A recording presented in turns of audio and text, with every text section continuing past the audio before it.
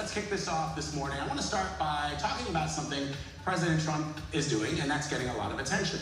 On social media yesterday, he sounded off on the Smithsonian Institution, which runs some of the biggest museums in D.C. We've all been to them. Yes. In a post, he said their portrayal of America focuses on, quote, how horrible our country is, how bad slavery was. Nothing about brightness, nothing about future, close quote.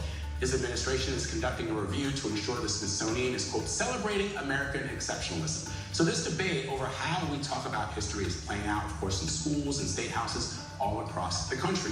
American exceptionalism means something different to different people.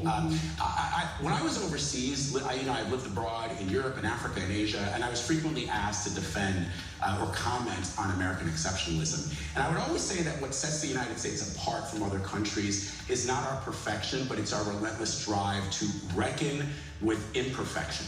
And, you know, scholars of American democracy have talked about this, that the uniqueness of America is the way we continually interrogate our own history. We celebrate achievements like the Declaration of Independence, the Civil Rights Movement, while we openly wrestle with slavery, segregation, and inequality. Alexis de Tocqueville, 200 years ago, he talked about this. He said, what makes America's great is her capacity for self-correction. So these reforms that we've had over the course of our history, judicial review, reform movements, protests, actually enable the change. They are a force and a mechanism for progress in this country.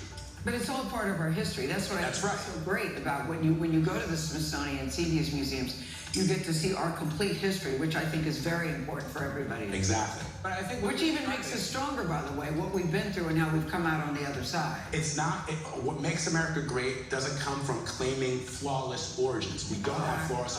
What comes from is the opposite, the courage to expose our flaws and to argue over them in the open, as we have done in our history, and that reckoning and that striving is what makes the U.S. not just a powerful nation, but a great nation. Absolutely. American history shouldn't be a thing of reverence. The country's not above critique, but we shouldn't look at our history with contempt either. And I think there is some room for a correction back toward the middle. And in fact, you know, Lonnie Brunch, who heads the Smithsonian, and Donald Trump and his amazing job. In a letter there, they are saying quite the same things. The mission of the Smithsonian is to forge a shared history, a shared future, not just context, but hope, to lead the country and communities together.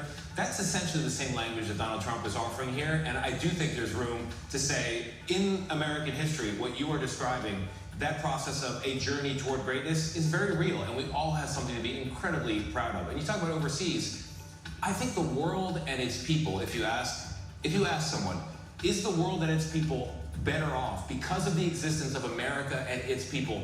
To me, the answer is unquestionably yes. And I think people walking in the Smithsonian, when they walk out of it, they should get some sense of that. We shouldn't whitewash who we are and where we came from. I don't think you have to. I don't think you have to. And so that conversation needs to continuously happen so that we continuously get better. Yeah. I don't think Well, now I think they want to go through the exhibits and decide. I hope that they will take historians and experts who know exactly what it means, because I don't think there's been an overcorrection.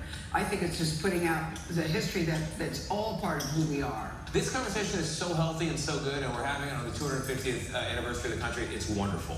It's wonderful. Ahead, John Batiste. We'll see what he thinks. Stay with